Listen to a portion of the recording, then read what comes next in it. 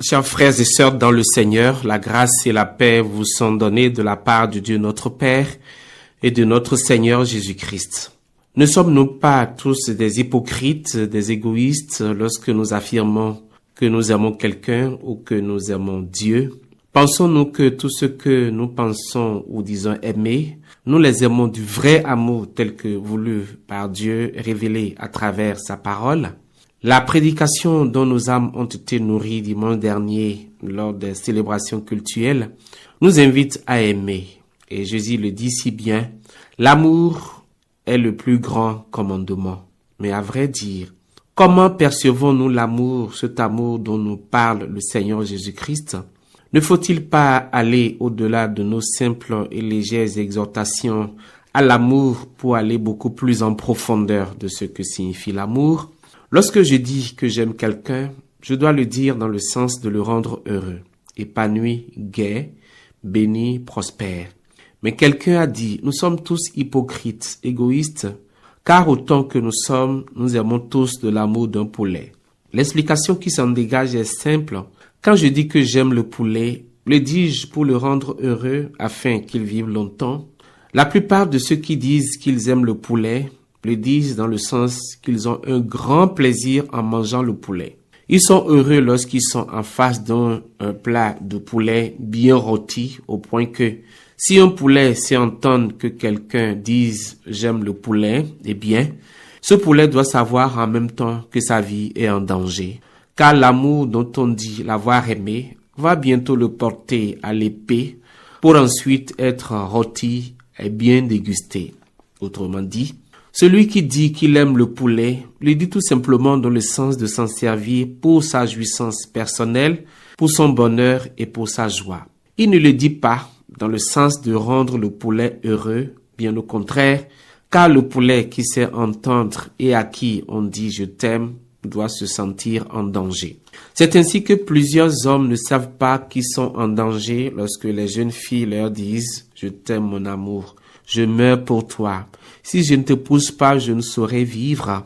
Si un homme commence à entendre ces paroles, qu'il sache que sa vie est en danger, car celles qui s'expriment ainsi ne le disent pas, dans le sens de le rendre, lui, l'homme heureux, mais veulent tout simplement se servir de lui pour leur jouissance personnelle. Combien de femmes sont entrées dans le mariage dans le sens de ne désirer que le bonheur de l'homme qu'elles ont estimé tant aimé. Celle qui dit à l'être qu'elle pense aimer, écoute mon cœur. Si je suis avec toi, je me sens heureuse. Aux anges épanouis, je ne peux vivre sans toi, car je trouve tout ce que je désire en toi. Quand une femme commence à dire je, il faut rapidement comprendre qu'elle ne veut satisfaire que son émotion, ses sentiments, ses plaisirs. Pour elle, l'amour qu'elle ressent pour un homme qu'elle désire épouser n'a aucun autre objectif que de se rendre heureuse et rien d'autre. Eh bien, l'homme qui entend ces paroles d'une femme doit se sentir en danger, comme un poulet qui entend qu'on l'aime. Un tel amour ne répond à aucun autre nom. On l'appelle amour prédateur. C'est l'amour prédateur qui ne donne aucune liberté à l'autre.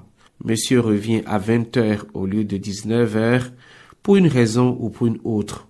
Mais elle est déjà mécontente car elle veut avoir son mari à ses côtés, rien que pour sa jouissance personnelle. Le mari, quant à lui, peut laisser des choses en suspens à son bureau, ces choses qui pourraient même affecter le résultat de son travail.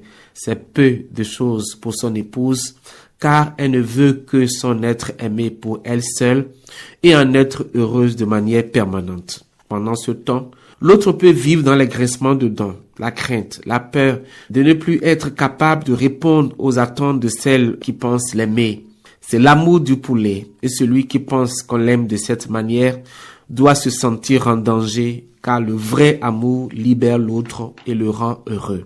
Le vrai amour est d'être préoccupé du bien-être de l'autre, de sa santé et de sa paix. Le je doit donc céder place au tu en ces thèmes. Est-ce que tu es heureux? Tu es satisfait? Tu apprécies? Cet exemple est valable aussi et surtout dans l'autre sens, c'est-à-dire pour cet homme qui dit avoir aimé une femme. Or, C'est un amour qui transforme complètement l'autre en esclave. Comment, au nom de l'amour, peut-on empêcher une femme d'aller travailler pour qu'elle puisse s'épanouir? Ce qu'on veut est qu'elle soit là à tout moment pour la satisfaction et la jouissance de celui qui dit l'avoir aimé.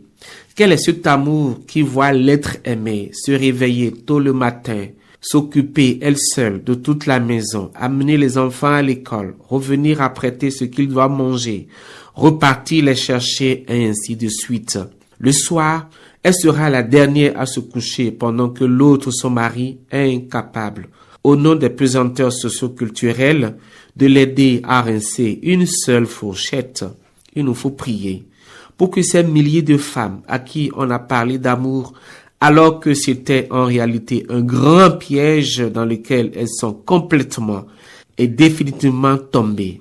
Aimer l'autre, c'est lui désirer le bonheur, c'est lui désirer la joie et la paix.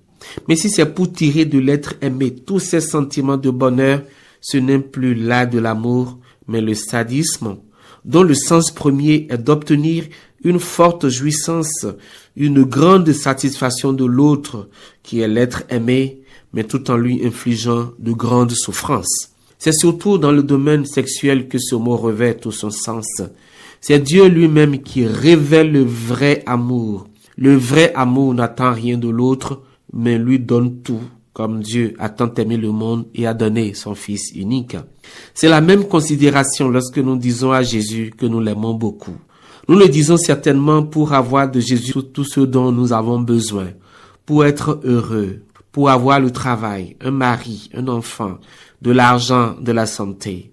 Oui, nous voulons tirer notre bonheur des faveurs, des œuvres providentielles de Jésus. C'est une très bonne chose, car cela fait œuvre de foi. Mais dans le même temps, prenons-nous le temps de nous poser la question de savoir si Jésus, lui, est heureux de nous. Que faisons-nous pour que Jésus soit heureux de nous? Comment vivons notre vie de tous les jours et en quoi cette vie suscite-t-elle la joie du Seigneur? Quel sacrifice consentons-nous pour l'œuvre du Seigneur, pour qu'il se réjouisse de nous? Si nous ne faisons rien pour que Jésus soit content de nous, c'est un gros mensonge lorsque nous disons que nous l'aimons. Car aimer quelqu'un, c'est chercher à le rendre heureux, à être satisfait de notre présence à ses côtés. L'amour, ce n'est pas de l'égocentrisme, c'est le partage. Le jour où chacun comprendra le vrai sens de l'amour, les couples vivront heureux, les hommes vivront heureux et Dieu en sera glorifié. Je vous remercie pour votre aimable attention. Au revoir et à la prochaine.